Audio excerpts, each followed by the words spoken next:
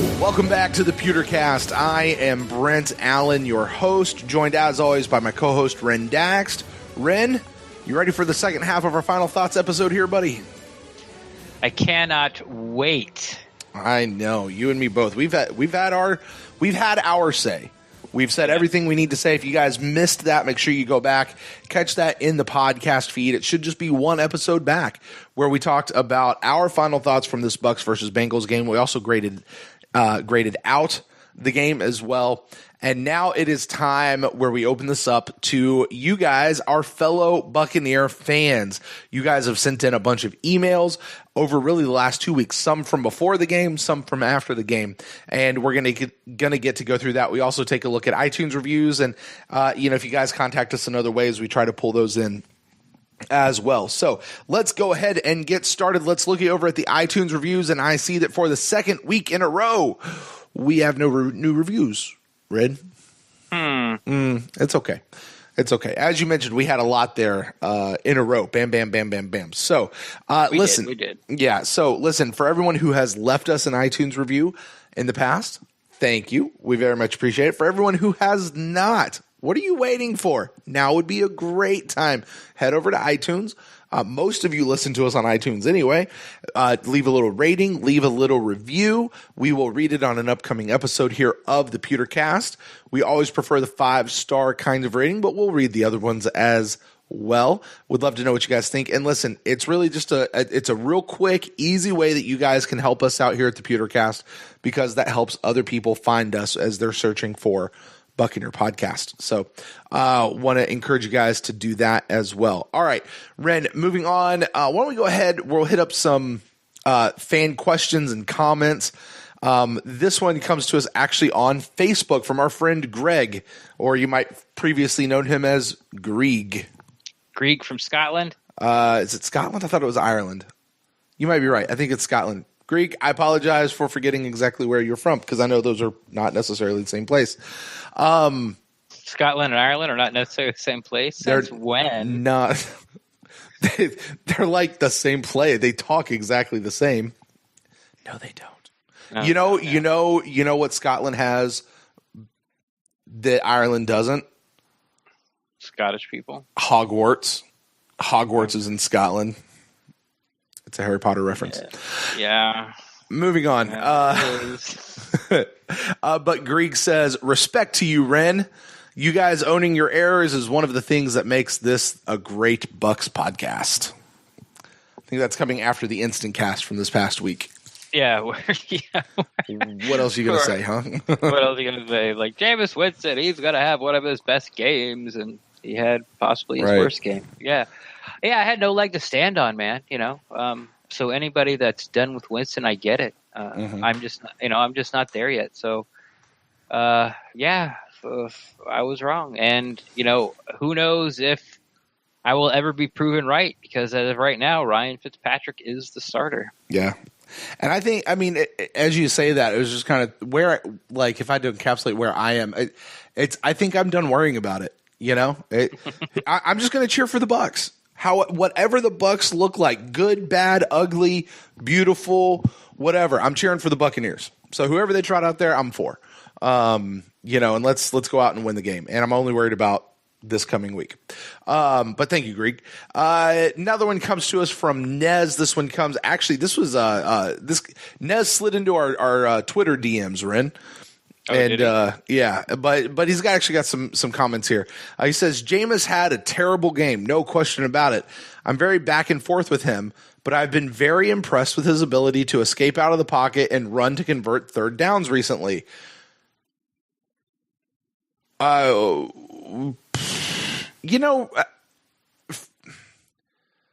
I've got to give him credit for that.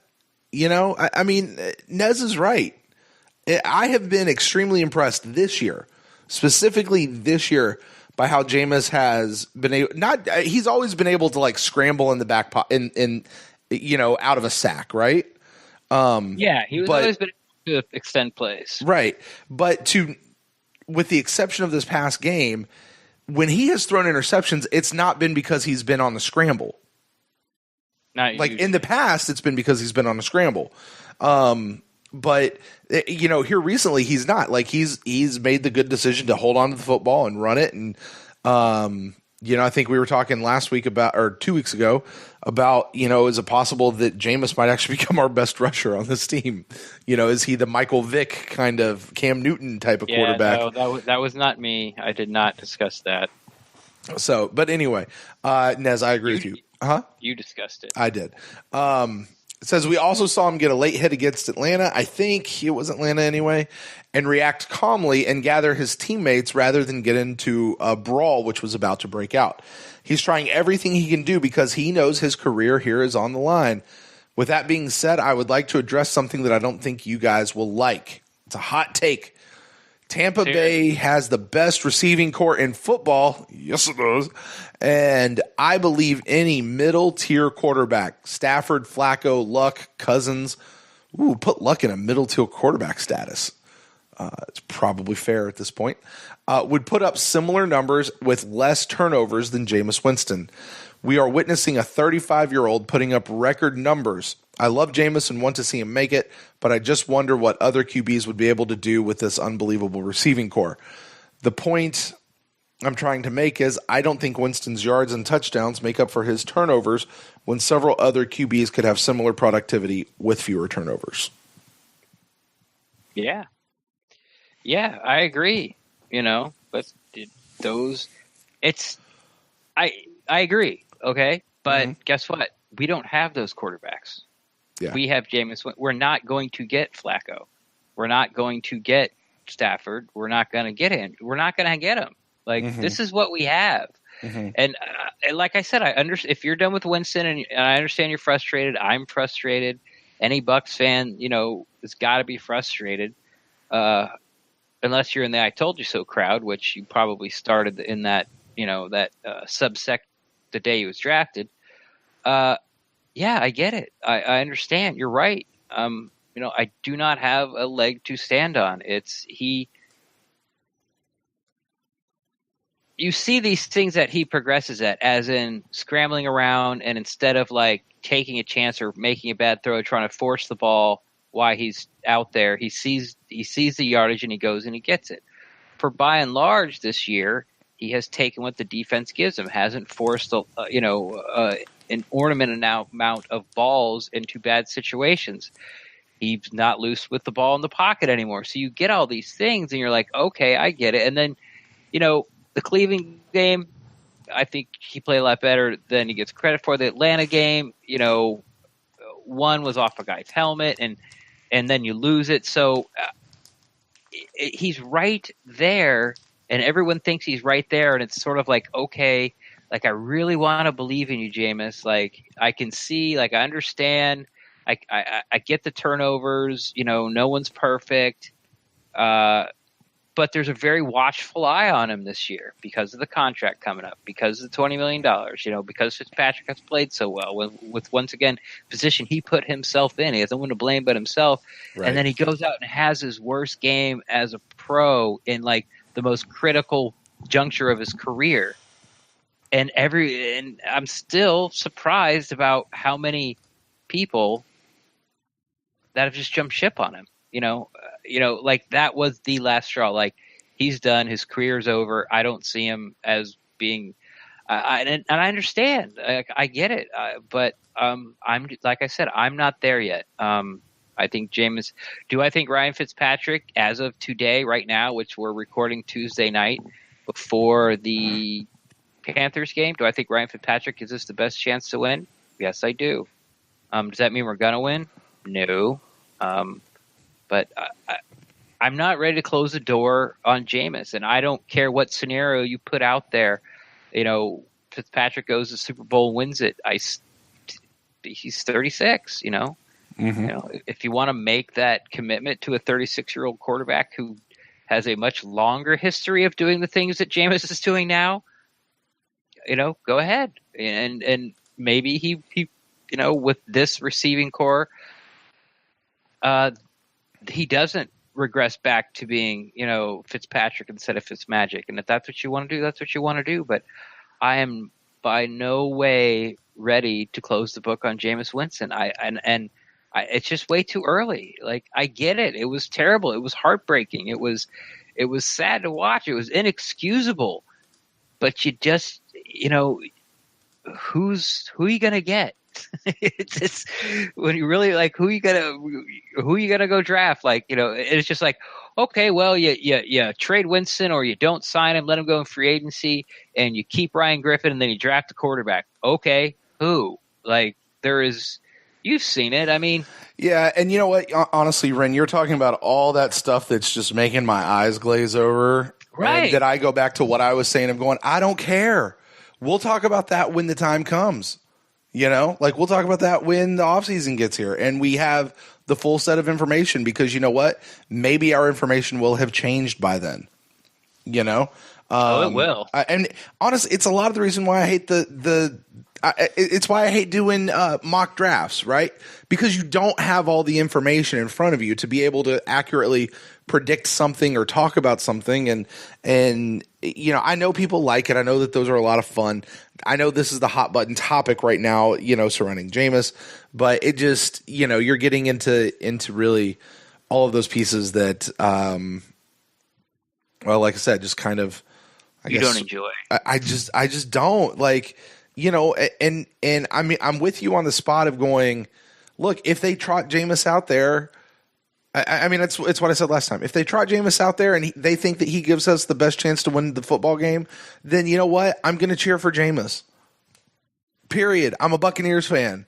I'm going to cheer for the Bucs to win. If it's Fitzmagic, then I'll cheer for Fitz.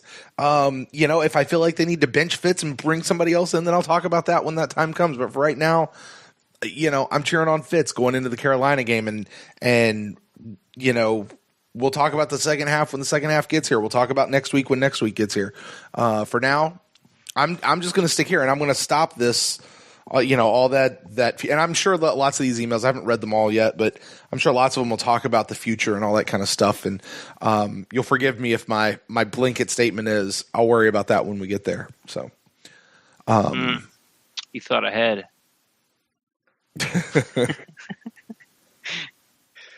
So, yeah, but I mean, as far as the other guys, I mean, he might be right. He might be right. And I will double down on this, Ren. I will double down, and people can call me crazy. You can sit here and call me crazy. Last week I said, listen, if who Jameis Winston is a guy who throws 2 picks a game, right? Mm-hmm. But if he can still put up a performance like he had against the Cleveland Browns, right, and win us the ball games, I don't care how many interceptions he throws.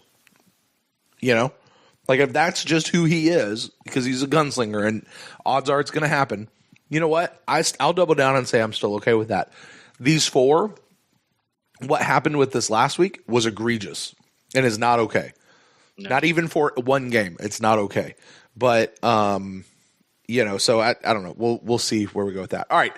Nez, thank you so much for sending in your comments on this. Let's move on to an email from Rodrigo. Rodrigo actually sent this in last week before the game. His question is, he says, hey guys, a simple question. What is going on with Unrein and Beckwith? Weren't they supposed to return this week? Are they going to return? I mean, what really happened with Unrein? How big was that concussion? I don't know if concussions are big or small, but you know what I mean. It was in practice, so what could have really happened?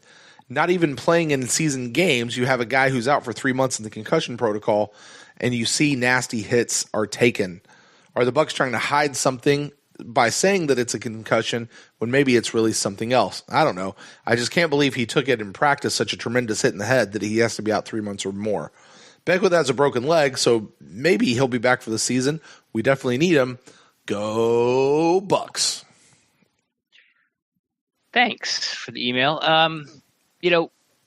Concussions are a weird thing.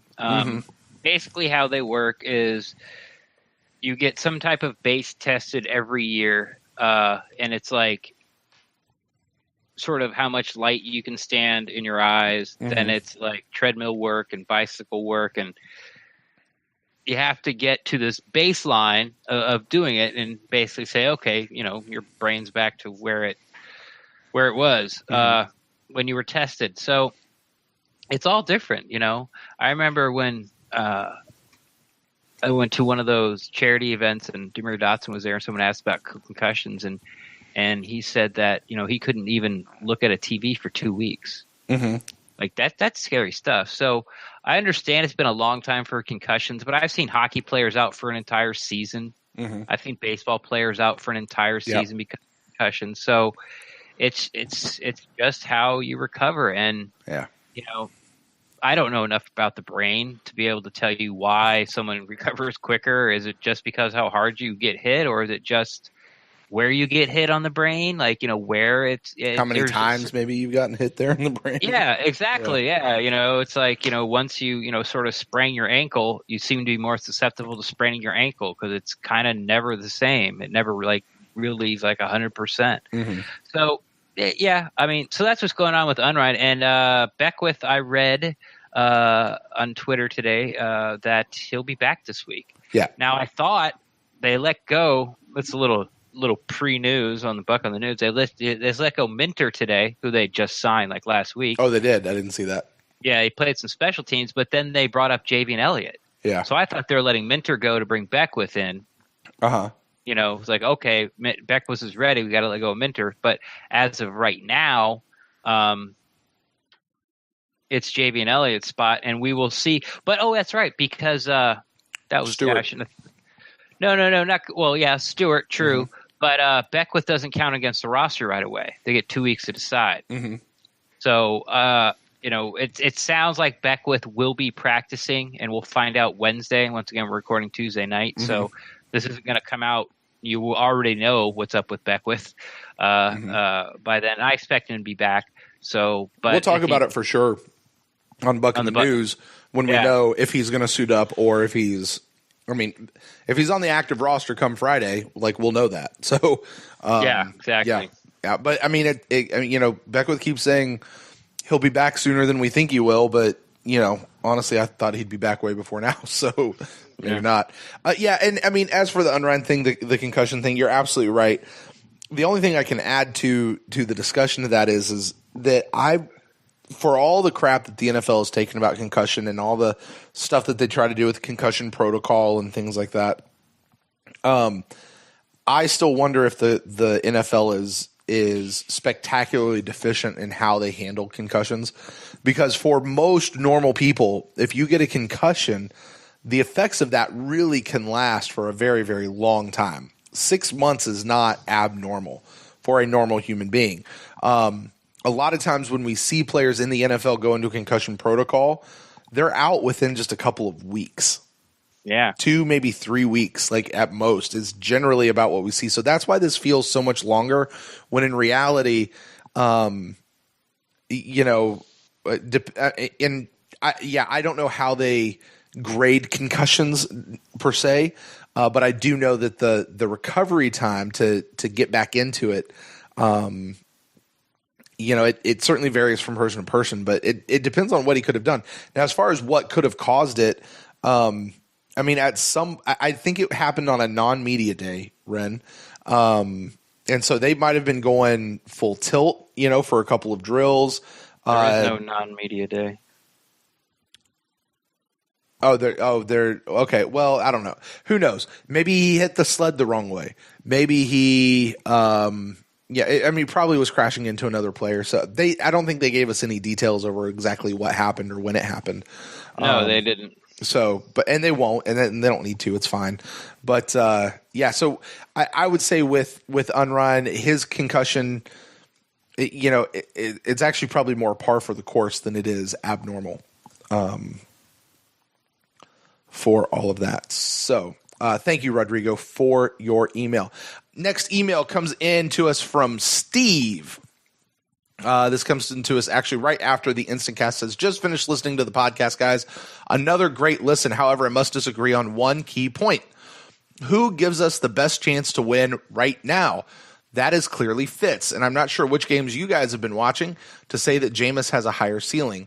But if this was his first season and he was coming out of college, then yeah, sure, the sky's the limit. But let's be honest, this is year 4 for him, and he is showing exactly what he has been, minus that freshman year in college. An inaccurate quarterback with penchant, actually is what he's trying to say here, for making highlight throws followed by head-scratching ones. I wonder why it is that, Ren, you specifically see something in Jameis that a majority of the people in Tampa and clearly nationwide do not. Jameis has the keys to a high-performance car and drives as if he's got his learner's permit.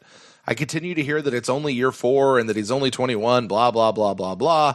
That is enabling at its loudest. I just don't understand how you can expect a different result from someone who is doing what he has done his entire career. Ren? Get it? Oh. I can see it and other people can't because I'm smart and they're stupid. So that's the end of my comment. No, I'm absolutely kidding. This is the thing that bothers me. And I understand what you're saying. He's only 21 and blah, blah, blah. And it has happened, and a lot of people say it's year 4, but it's barely year 4. I don't even know if it is from the games that he's missed. I don't know if he's played like a full, 48 games? Like, I'm not really sure. Because he wouldn't have yet. No, yeah. I mean, he had what? 36, anyway, 39. Yeah. Yeah, but but he did say later in the email it's going into year 4. Yeah. It's just and the only thing I could really take issue with what he said, like, you could feel the way you feel, and I get it. And if you don't understand or like the way I feel, that's cool too. Is what he's consistently shown, because we have talked about time after time after time after time of things that he has improved at, and his interceptions have gone down year after year after year after year. Yes, he's had a terrible start, and once again, that game was terrible, and he's probably not going to throw less interceptions than he did. Maybe if he doesn't start again, it'll be his lowest interception total for a season. And I mean, and just to clarify, like, when you say he's thrown less interceptions year after year after year, you're not counting this year. Well, this year he still has thrown less. I mean, it's not official, but yeah, I was talking about season 1, season 2, season 3. And his percentage rating has gone up, and he's protecting the ball better in the pocket. And now he's starting to see behind, I used to call it the cone of silence. He's starting to get a better feel behind him, or at least he's looking sometimes over there to see what's going on. So those are the things I see, national people, like, they're not close enough to the situation. And I get, I can't talk about Cam Newton, all I see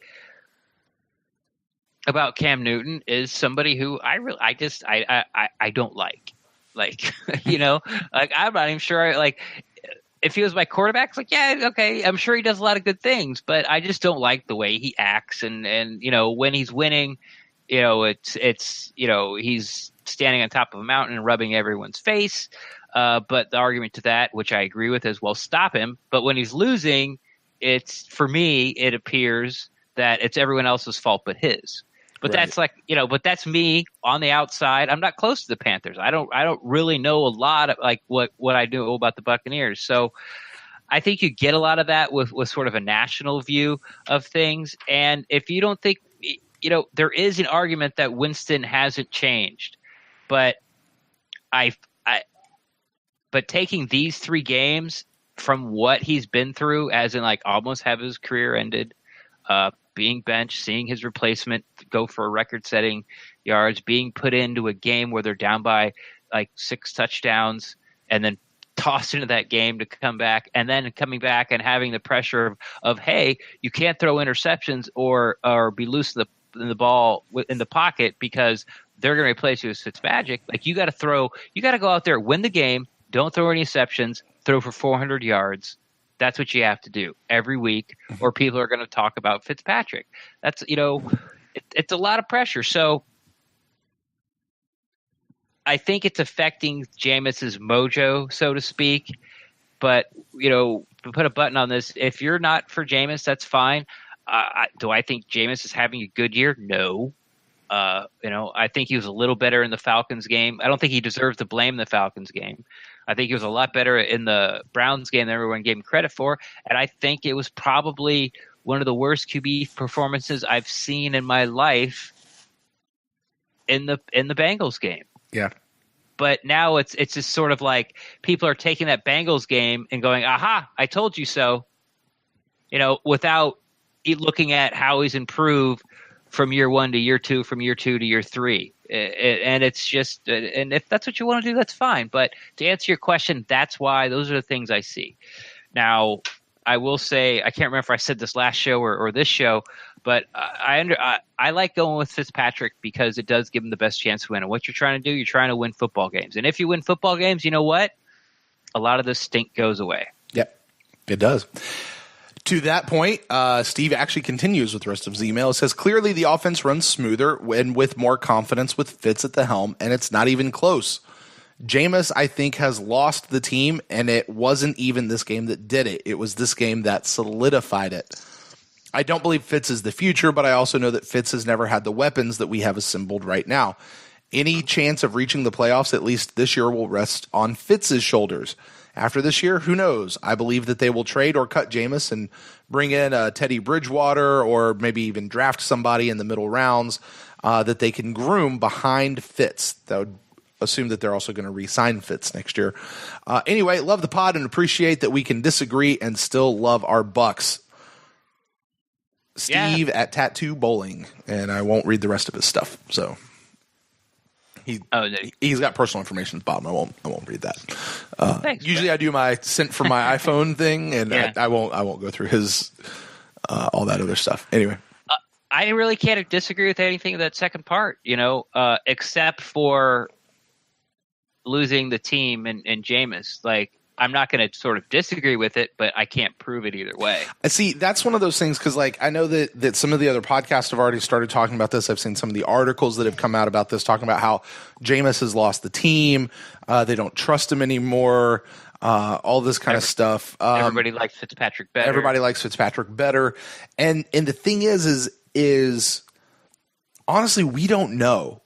Yeah. Now possibly those guys that are there at $1 every day and are in the locker room and stuff like this, they might have a better sense for it than we do.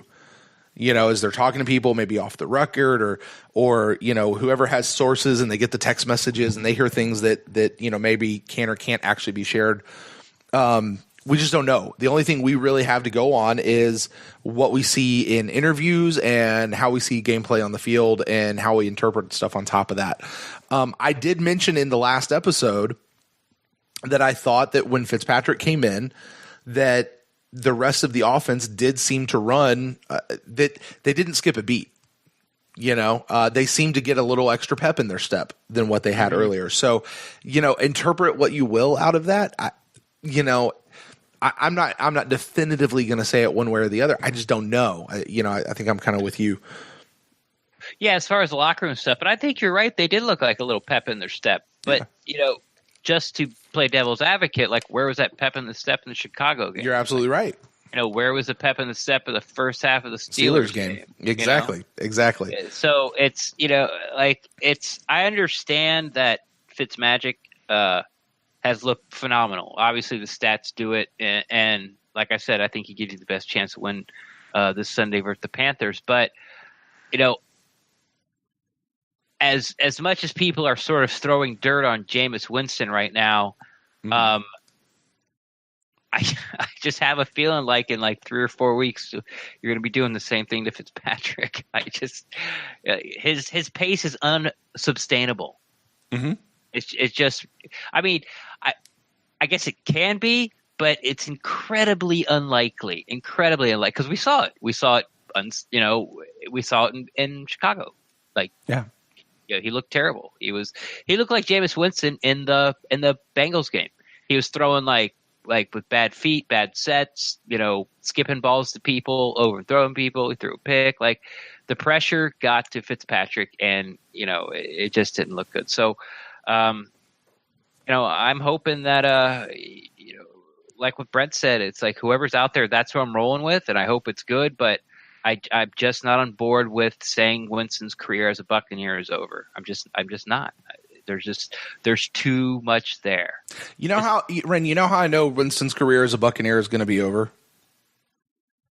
When they tell you it's over? Yeah, when he's no longer on the team. Yeah. I mean, outside of that, Winston's still a Buccaneer. And I care more, I'm a fan of the Buccaneers, which means I'm going to be a fan of Jameis Winston until he's not. And then, what? Am I a fan of Josh Freeman today? Not really. I don't really care.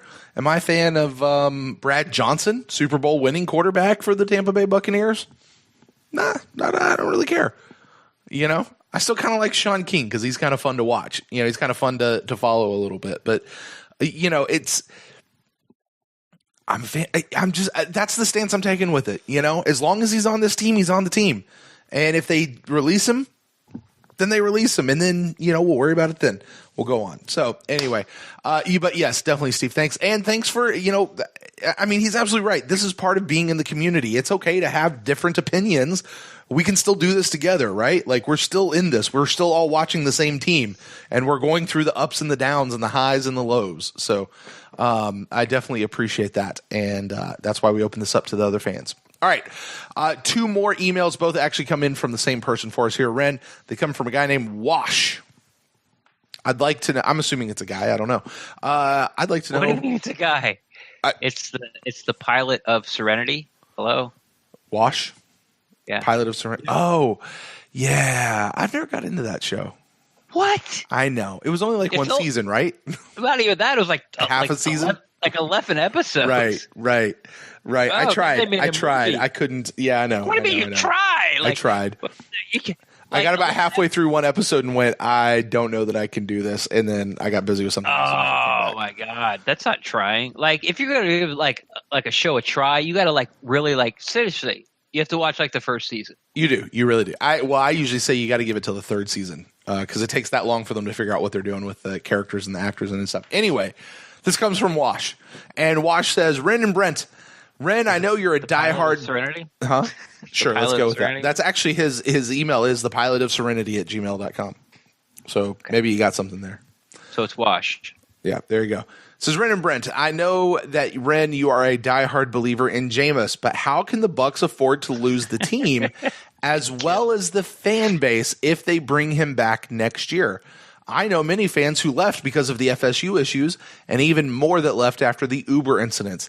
Do you think the Uber fans will take it if he's brought back after 4 years of what we've been seeing? He says, P.S. I'm not a Jameis hater, but there are many out there, and they are the ones who are buying the tickets and the jerseys and all that kind of stuff. Oh, that's true. I would notice. How did he quantify me?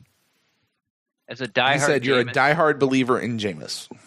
I believe in his ability. I don't know him well enough as a person. Sort of. I just want to sort of throw that out there because I'm not even an FSU fan. I'm not a ride or die. I'm not a ride or die guy. Like as far as people, you're not, yeah.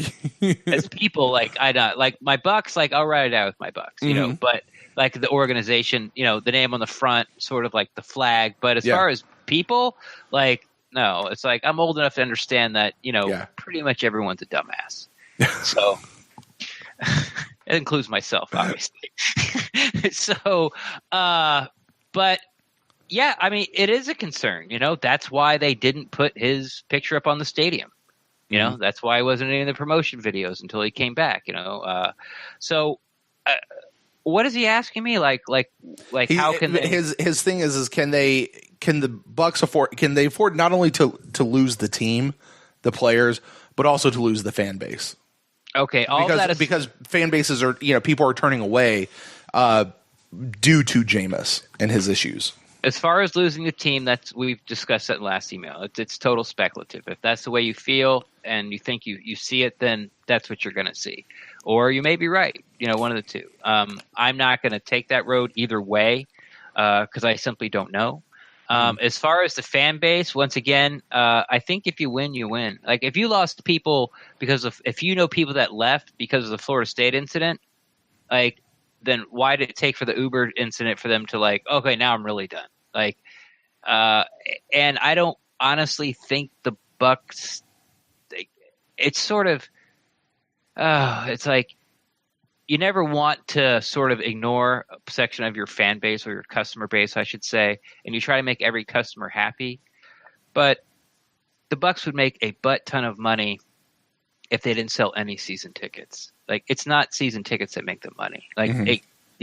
they want the stadium full. They want a nice fan experience. They're trying to do things at the stadium to make it nice for the fans. But it's about luxury box seats. And as far as I know, they're all sold.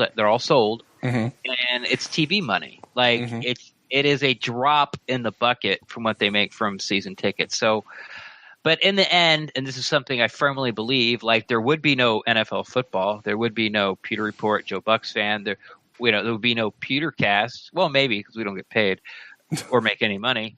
But without thank fans, you to our patrons, by the way. Yeah. Besides, yeah. But without the fans, if no one goes to the games, okay, no big deal. But if you go watch it on TV, the next time the contracts come out, they're going to be a lot less, which makes salary cap go down. Which once teams start losing money, like people will sell the teams. Once people quit buying newspapers to read about the Buccaneers, clicking on social media, going to people's websites, if people quit doing that, then you can't sell advertisers to your website or to your paper, and then it's all based on fans. I get that, but it's almost to the point now where you can't. And I'm not saying like, oh, Jameis Winston, that's okay. You can't please everybody, but it doesn't really matter what's going on with the team. There's going to be some reason for somebody not to go and watch the team.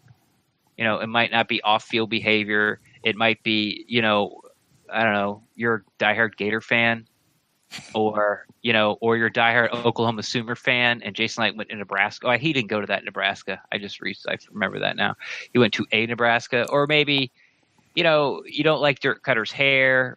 There's all kinds of his beard. There's all kinds of reasons why, people sort of tune out and turn off, and I just don't think it's a thing. I understand what you're saying, but I think everything that you're saying is speculation and honest. And I'm not saying that people left for the FSU and Uber stuff that is speculation, but the percentage is so small. Like they're not even they won't even notice. So like you times that by 10,000, they probably still wouldn't even notice. Yeah. Well, here's the deal. The people who actually stop being Buccaneer fans because the quarterback had issues at FSU or had an Uber incident, and that completely turns them off to the Buccaneers, and they'll never be Buccaneer fans again for the rest of their life. That's a relatively small portion of the people. Most people are, as you said, Ren, if they go out there and start winning, they'll come watch the games because as fans, let's say it again. We'll all say it together. We are fans of the names on the front of the jersey, not Am I saying this? Back of the jersey. Back of the jersey. Yes. But that's, so those numbers are relatively small. I know people who have said that they've stopped watching the NFL because of the whole kneeling thing that's been going on for a couple of years now. And you know what? I don't hear anybody talking about it right now. Yeah. And those people that said that they stopped watching the NFL, guess what? They're watching it again this year. You don't know that. The ones that I know. And I'm not even going to say all of them, but I would say there are at least, I probably knew,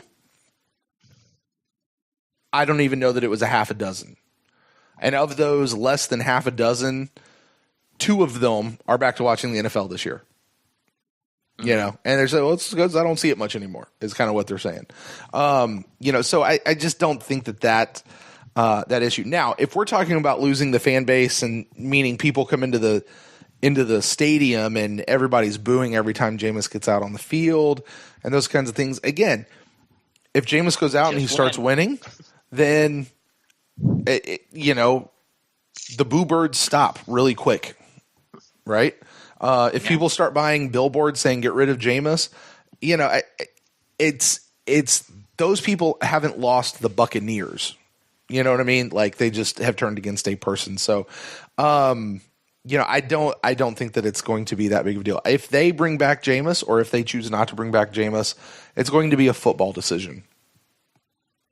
Johnny Manziel imploded and they got rid of him, and rightly so, because that was the best football decision. So, but Wash just sent in a second email.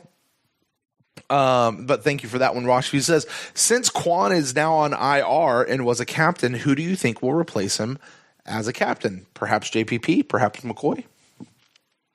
I think, did I ask you this? I asked somebody that, or maybe I just thought it to myself.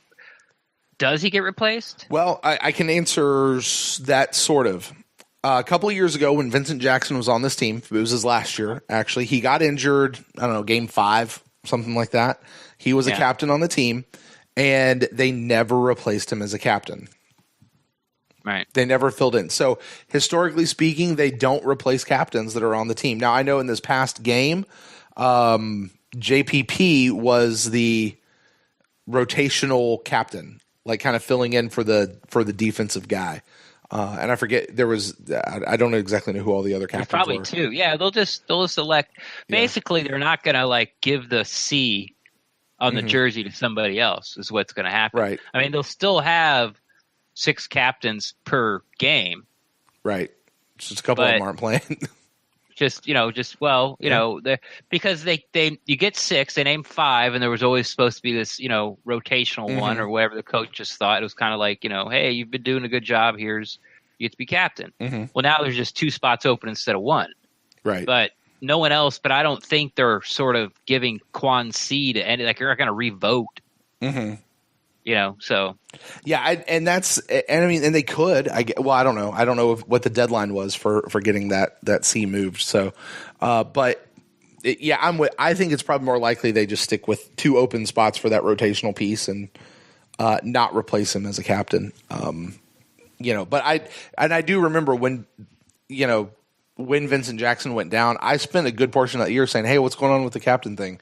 Are they replacing him as a captain?" And it was probably, I don't know, 2 or 3 games because you know how I am. I get fixated on something that's trivial like that.